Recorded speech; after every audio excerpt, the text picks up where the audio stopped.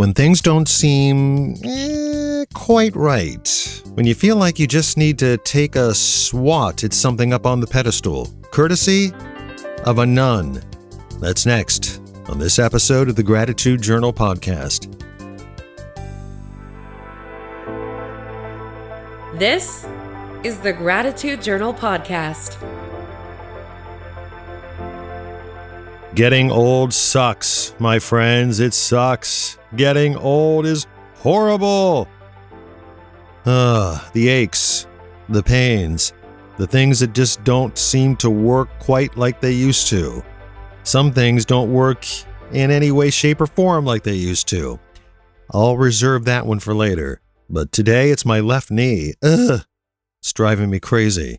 Matthew here, and thank you for tuning in to this, the Gratitude Journal podcast. One podcast in millions of podcasts, all designed to fill a niche, all designed to give info or entertain or the goal could be varied. This goal of this podcast, hopefully to show gratitude for the things around us and maybe the things that haven't really made themselves apparent. Or maybe they have made themselves apparent and we've just chosen to look the other way, either directly or indirectly. This podcast, hopefully, is one that will help you to see some things around you that you can show gratitude for, because really, I think the goal of our life, however difficult it is to find meaning and to find purpose and to appreciate the things that either we've been given the opportunity to afford or been given the opportunity to take advantage of, or have just been given the opportunity to do with it what we will. And that's the purpose of this podcast. And hopefully, after you see some of my failings, maybe you can investigate some of the situations in your own life, and perhaps you will be more successful than me. So that's the purpose of this podcast, whether my left knee hurts or not. I don't know how I did it. All I know is that it was kind of tightening, kind of stiffening up, and I try to do a workout several times a week, up to 4 times a week. And really, the workouts, as I ascend into AARP status, really, I've been in AARP status for some time, and I just hit another milestone birthday a while back. I still try to not be sedentary. The thought of being sedentary is really kind of anathema to me. And I really feel like, everybody should get out there and do something, or get in there and do something, even if you don't like to be outside. For me, it's alleviating myself of a gym membership because of COVID, and really adopting a kind of indoor workout routine using a couple of DVDs that I purchased used from someone on eBay. And so I do a lot of jumping, basically. I don't really do lifting anymore. I can't run because my hips kind of hurt. And I was just telling Donna today, as we were taking Izzy to his appointment, and then we immediately went back to pick him up from his appointment because some weirdness occurred, which I'll get to in a bit. But, we were driving Izzy there, and I saw somebody running, and I said, wow, there she is getting her workout in. And I mentioned to her that I kind of miss running a little bit, even though I'm not a prototypical runner. I can't really say I acquired the runner's high, but it's kind of a lonely activity. And I kind of look forward to that loneliness, being out on a country road by myself or a path by myself, sometimes with headphones, sometimes without, just chugging along, letting the thoughts kind of enter my brain and kind of escape. A little bit like meditation, I suppose, but I guess it was meditative. And I miss that, but physically I just can't do that anymore. So I do this kind of jumping thing, and I kind of twerked. Is that a word? I kind of twerked my left knee a little bit, and it's kind of been swelling up. And so I don't know that I remember anything singular that I did, but it doesn't take much at this age juncture to feel it.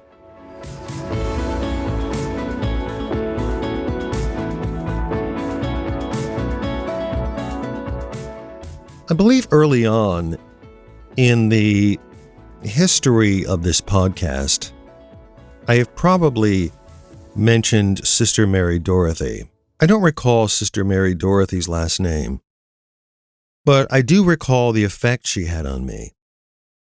And it was in the 7th grade that Sister Mary Dorothy was one of our instructors, one of our teachers, and we shared teachers. It was kind of this newfangled learning experiment where a couple of courses would be taught by one teacher, and then a couple of other classes would be taught by Sister Mary Dorothy. Up until that time, that was really not the case. You had one teacher, and it's like, oh, who's your teacher? Oh, it's Mrs. Bryan. Okay, why Mrs. Bryan? And now it's like, well, that's kind of a difficult question to answer because for these classes, I have X person, and for these classes, I have Y person.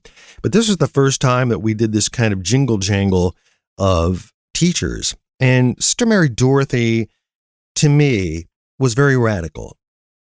And even though she wore the black and white habit of the Sisters of Notre Dame, there was something extremely attractive about her to me. And I believe in that earlier podcast, I probably at my early age might have even suggested to myself that there was something mildly sexual, but I don't know about that because I really wasn't clued in all that much to that side of my personality.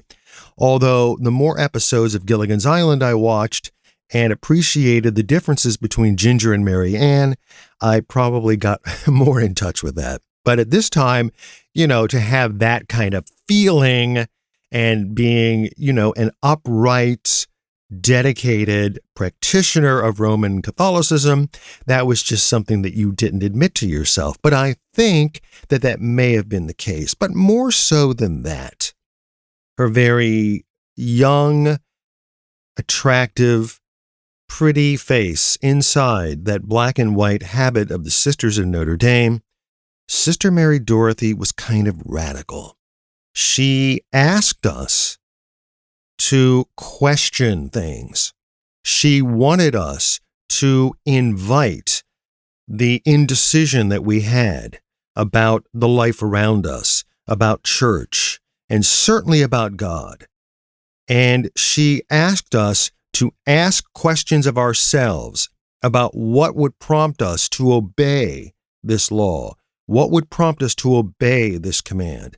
And as I thought about Sister Mary Dorothy throughout my life, and certainly while I was in the seminary, I wondered to myself, naturally, I could not appreciate Sister Mary Dorothy's directives then, but as I was sitting in class, staring out the window, not being particularly interested in medieval philosophy, thoughts of Sister Mary Dorothy would kind of creep into my brain, and I would think, wow, that was pretty radical of her to say that to 7th graders, that they should not be ashamed of the questions that they had about their faith and about the world around them.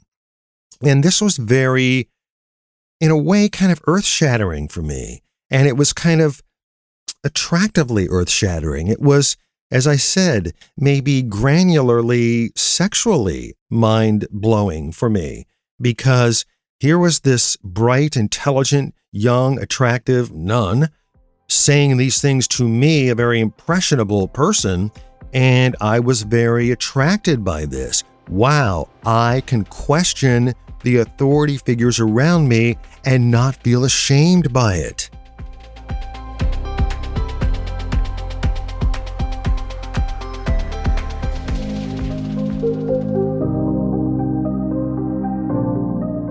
I think of Sister Mary Dorothy when we had a discussion one day about confession. And confession really has always been marginally puzzling to me, especially during my major upbringing within Roman Catholicism. This act that you could commit sin, and then you could enter this wooden box, and in front of you was a screen where your face was sort of partially hidden, but you knew your face really wasn't partially hidden because I could see the priest. I'm sure the priest can see me. So why aren't we just talking to each other? And then later on, when the edict was announced that we could actually sit face to face in chairs across from the priest, I didn't want to do that because I didn't want him to see me. So it was like this weird, strange catch-22. But I remember Sister Mary Dorothy saying about confession, you have to question everything that you believe. It's okay to do that because God wants you to do that. You can be at one with Jesus Christ, your Lord and Savior. He knows all of your thoughts anyway. He knows all of your feelings anyway. So you might as well just have the conversation with him. And I thought in the same way, why can't I just have the conversation with the priest? But that's not what we did back then. Still, these thoughts did go through my mind, and I was entranced by these thoughts. And consequently, when I would go home, and I remember having these conversations with my parents, well, they were very against this. Now, today, parents would call a meeting, or, they would have the teacher brought up before the committee, and then they would post it on social media. Back then, those things simply just weren't done. I mean, you could come home after being, for the most part, beaten within an inch of your life. And my parents kind of looked at that as, well, that's straight, good old-fashioned Roman Catholic discipline, and that's going to make you a better person. So again, those things didn't happen back then. But still, my ease at which she put me, because I had these questions in my head anyway, made me very open to the things that she was suggesting. And I do think that later on in life, Sister Mary Dorothy asked me to question the things that I was uncertain about even later in life. And I am grateful that she gave me, or seemed to give me, this latitude. And this latitude has allowed me, and maybe erroneously on certain occasions, and that's okay, because Sister Mary Dorothy says it's okay to feel bad about that maybe I didn't make the right decision in challenging this authority figure or questioning this authority figure. And it's not about standing up in the middle of a room and telling that this person's a blowhard, or like some Republican Congress people who say to Obama, liar. I mean, it isn't one of those situations, but it is casually and, following the protocol, being able to say to this person, I heard you say this thing, but I am not so sure about that. Can I just run something past you because I'm really not clear? Those are things that I would not have said to a boss. Those are things normally I don't think I would have said to a doctor. I don't think those are things I would have said to a client. And trying to find logical, peaceful, well thought out ways to make sure that any haziness that you had about a certain thing was going to get cleared up, or that you did your best to try to clear it up.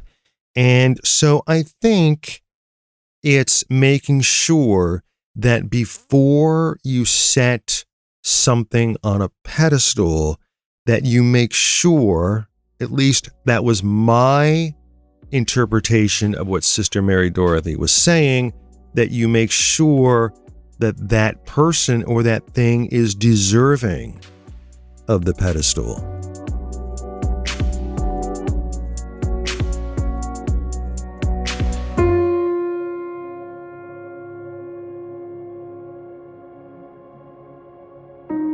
Perhaps I'll use a podcast episode to talk about what my Catholic upbringing means to me and what it meant to me and where it stands now. I don't think this is the podcast for that. And some of my other feelings about organized religion and organized faith and where those things stand in my life.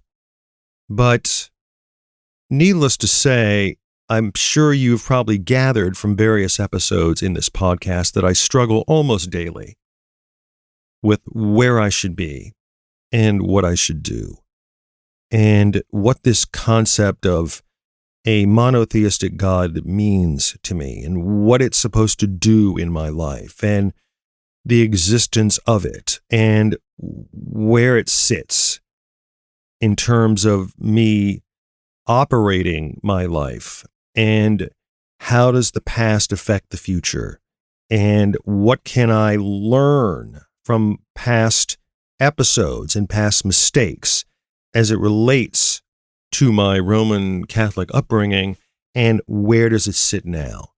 And I believe that a lot of angst has been experienced in my life because of it. I recall asking questions and telling Sister Dorothy that I asked a question of my father when sitting in front of a football game one afternoon, and it had something to do with somebody dying. I asked my father a question about, well, if a person has done bad things on earth and then he asks for forgiveness on his deathbed, then why does he get an automatic pass once he dies? Because we're told that once that person asks for forgiveness, then they will enter the gates of heaven. And my father didn't say anything. He just kind of rocked back and forth in his chair, kind of watching the game. And then he looked over at me and he said, "You're thinking about things now, aren't you?" And while that wasn't an answer, and while it continues really not to be an answer, I realized then that Sister Mary Dorothy's impact on me was starting to have an effect. Now, is that a good effect? I don't know. I sometimes think it might be much easier if there was no questioning involved. It would be much easier if I would just follow the precepts and do what I'm told and not fight it. These are things that I grapple with all the time. Quite honestly, I would say that I grapple with them every single day.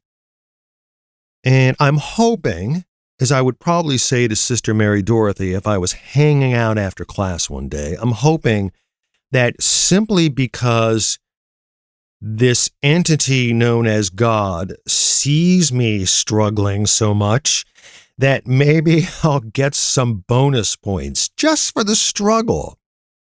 I mean, it's happened before. I mean, coaches have lauded me despite the fact that I really wasn't performing very well. I certainly was putting in a lot of effort, enough for them to say, if some of you would put forth the effort on the defensive side of the ball as Matthew did, then we might be in a better position to win. So I consoled myself knowing that at least by making it seem like I cared and that I really wanted to better myself, even though I hadn't really assumed a better position, that I would get some bonus points.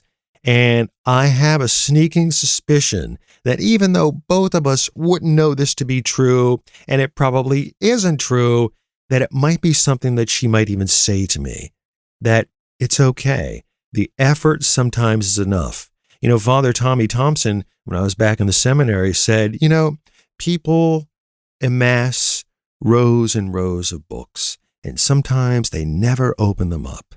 And there are times when sometimes you can just reach out and touch a book, and that sometimes is good enough. Just touch it, even if you don't read it. Just pull it out and admire the cover and scroll through the pages very quickly and put the book back on the shelf, and sometimes that's good enough. And so I sometimes console myself with the fact that, in my imperfect nature, to be grateful for someone to give me things to think about, even though they may not yield exactly what you have intended for them to yield, that maybe that alone can be good enough for the time being. And at least it sets you on a journey, sets you on a path to follow the precepts that you need to follow, and pushes you gently in a direction to hopefully make you a better person. Because I think in the end, what I'm most grateful for Sister Mary Dorothy is not the tacit okay to be a rebel. It's an okay to question the things that hopefully will make you better and to push you in the direction to find concrete answers without merely just accepting them like a robotic figure. For those things, I am grateful for Sister Mary Dorothy. And I thought about Sister Mary Dorothy numerous times over my life. That feeling of saying to oneself, it's okay to just be not okay with accepting things as they are until you feel more comfortable, until you have proof, or in the immortal words of George H.W. Bush, until you trust but verify that those things are okay.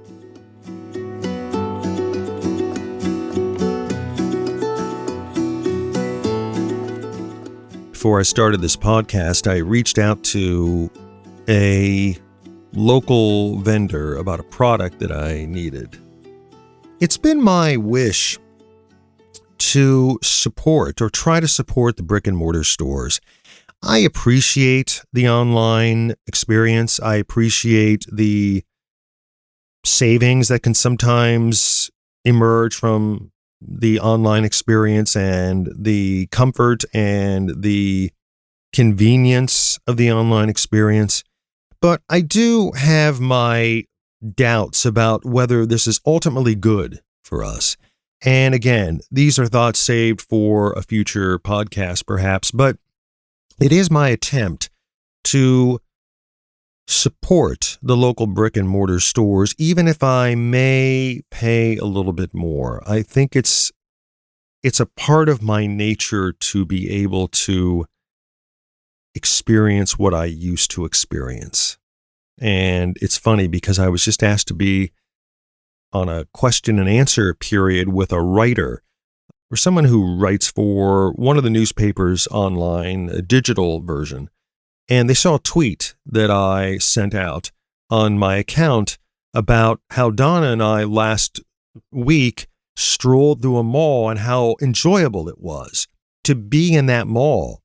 Even though we had our masks on and we were social distancing, the fact that we were able to do it again, it not only harkened back to over a year ago before the virus, but it harkened back to the mall itself. I mean, so many malls are going by the wayside. And so this person who was writing the article was sort of interested in my tweet and wanted to know if I would answer a couple of questions about how Donna and I had been handling going out in public during COVID and now post-COVID. Hopefully, we can say post-COVID safely.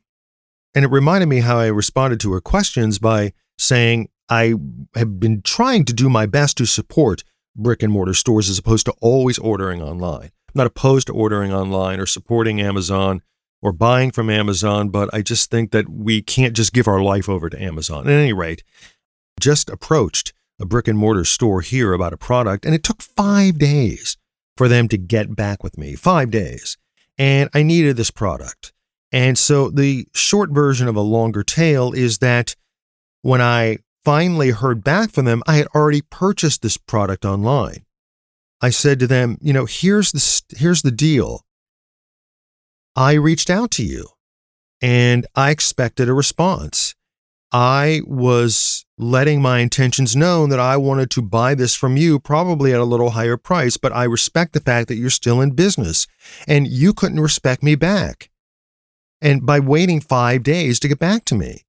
And so I had to move. I had to order. So I don't know what the response to my email was. I haven't received it yet, or whether I'll get a response. But to me, that was taking a little swat at the people on the pedestal, because I probably previously would not have responded that way. But I feel like I owe that little inkling of bravado to Sister Mary Dorothy. Now, this gets me in trouble from time to time, and as I said to another friend of mine, I'm trying to gauge exactly where the threshold is because sometimes it can get you in trouble, especially if you're flat out wrong.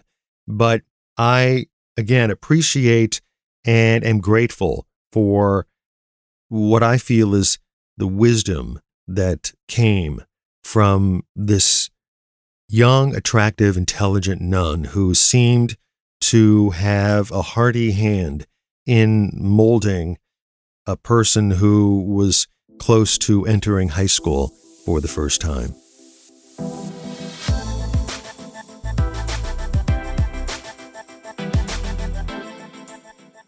Well, those who know me know that we have a dog, and his name is Izzy, and Izzy is a full-blood West Highland Terrier, and Izzy's pretty old, and we had an episode today where we took him to go get groomed, and we dropped him off, and I probably wasn't home 5 minutes, and the groomer place called and said, "There's something wrong with Izzy." We put him in the bathtub to bathe him, and he just kind of slunked over on his side, and he wasn't very responsive, and we feel really uncomfortable about grooming him, and especially even just about taking the blow dryer and trying to dry him.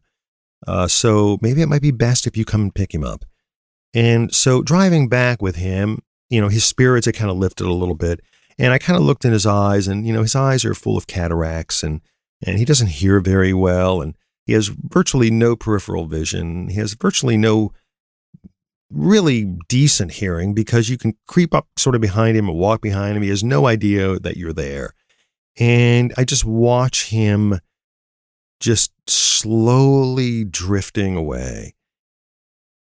While it is very, very sad, I'm very, very grateful that, as Donna says often, we've had such good doggies in our life. Our lives have been immeasurably blessed by the presence of these canines. And while we've had cats, at various times throughout our time together, and I certainly enjoy cats, I've always been a dog person.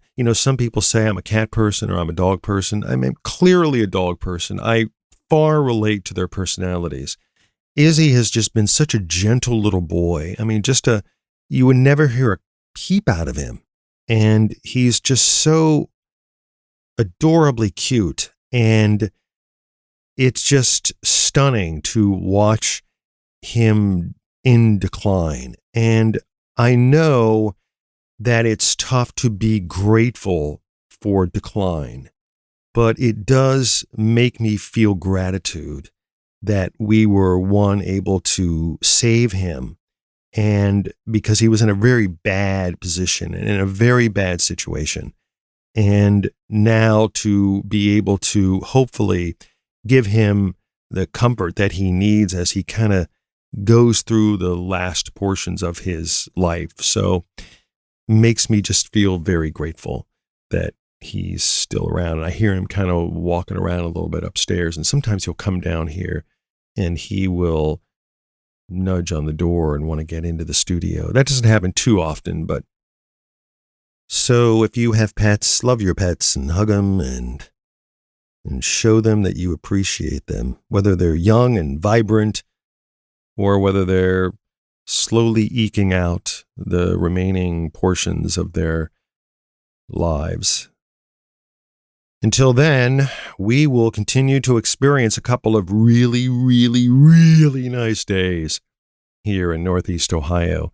We've had almost a whole week of rain, and the sun has been out the last couple of days. It's going to be 70 or so throughout most of the weekend, and there's no rain in sight until early next week.